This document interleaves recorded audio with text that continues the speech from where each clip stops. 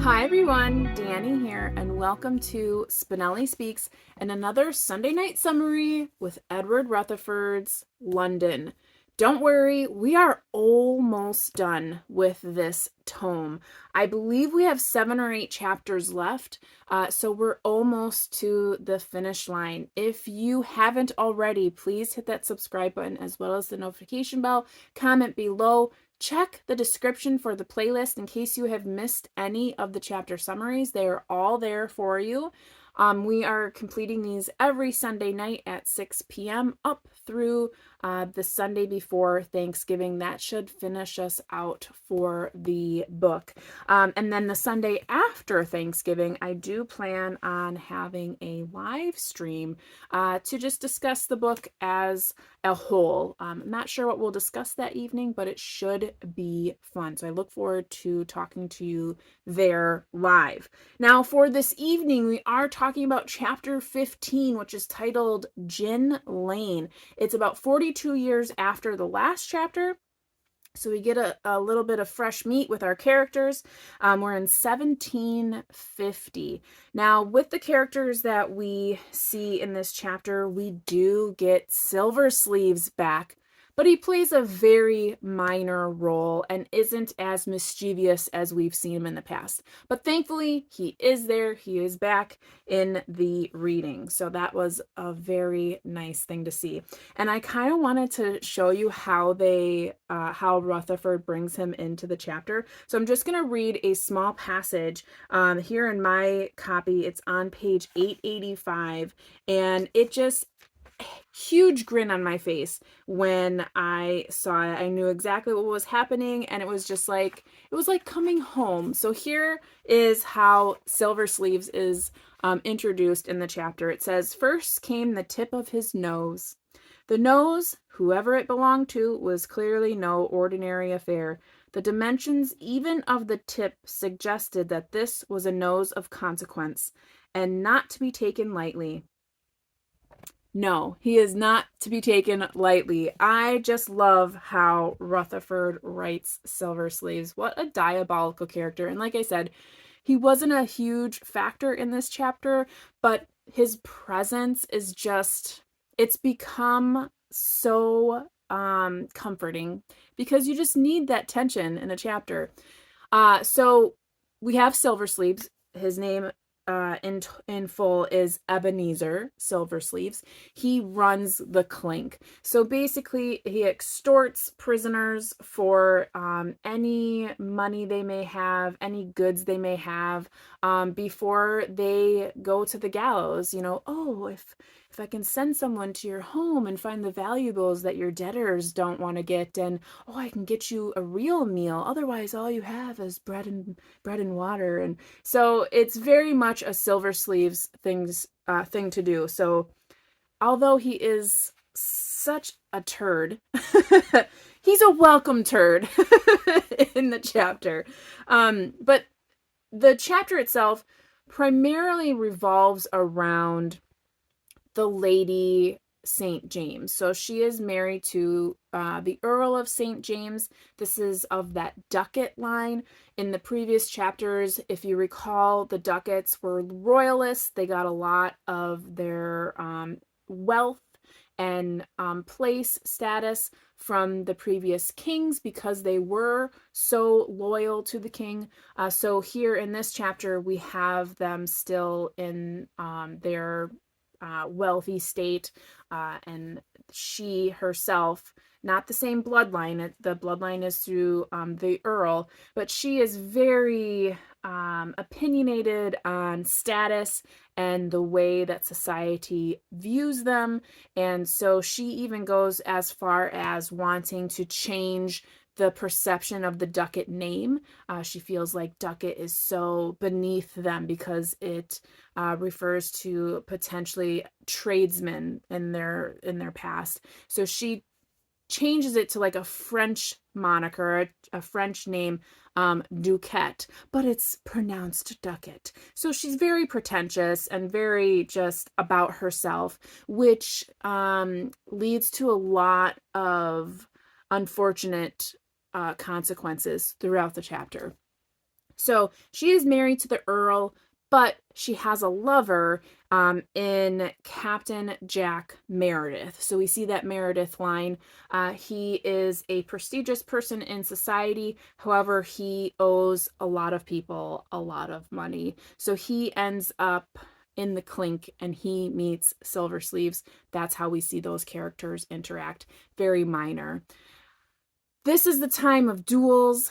This is the time of prestige, people really getting into showing off their money, their wealth, showing off the gowns that they have, the parties, the lavish things that they own. And it reminds me of like an episode of Bridgerton where you have all this underlying drama where people really show off that they're so wealthy, but under it all, they're, they owe all these people money and they're holding on by, a thin thread. And so this chapter, not a lot of historical speak, not a lot of historical drama. This is really all about the fictional characters. And in that, there is drama.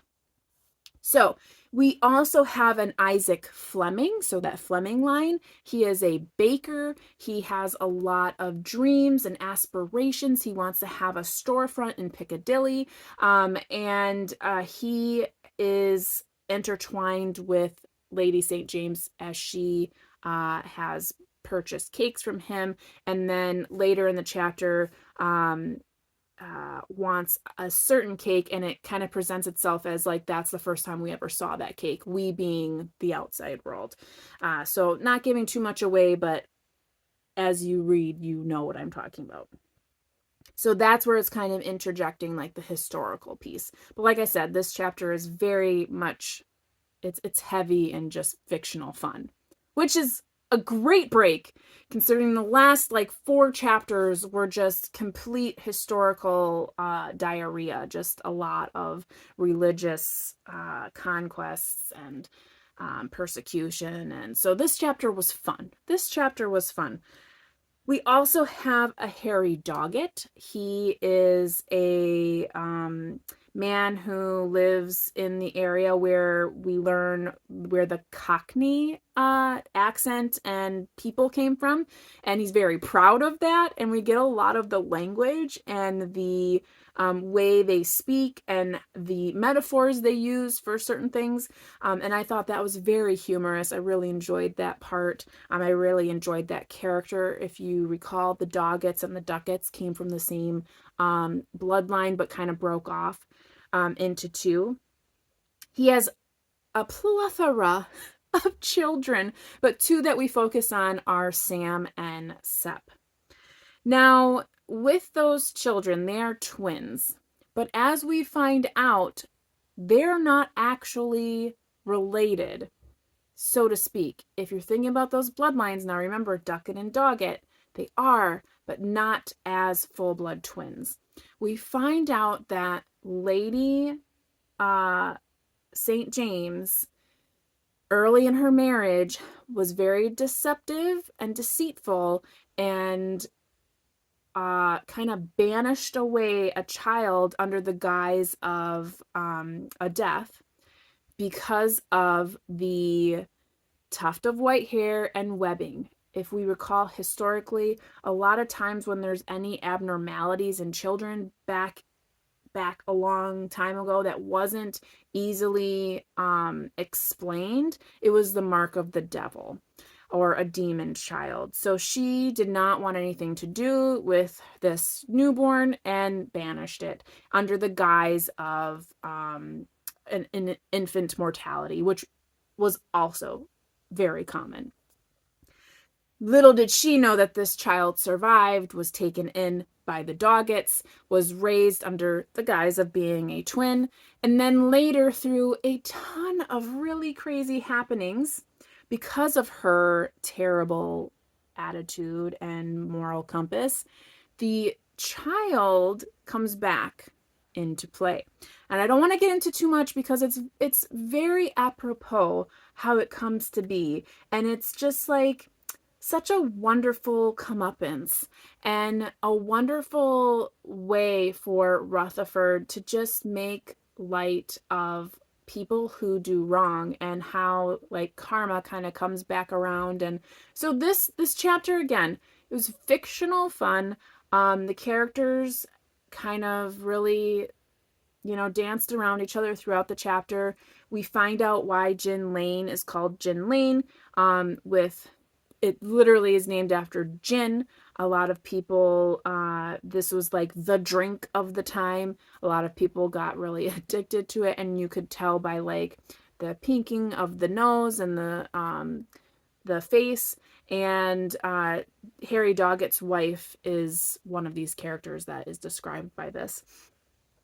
So again, there's not a lot of historical like trade or like postmarks in this chapter. It's just good fun. We see the characters interacting, and mostly it's just all about Lady St. James trying to get what she wants, which is to be with her lover and to just go on her merry way, being a socialite and doing whatever she wants.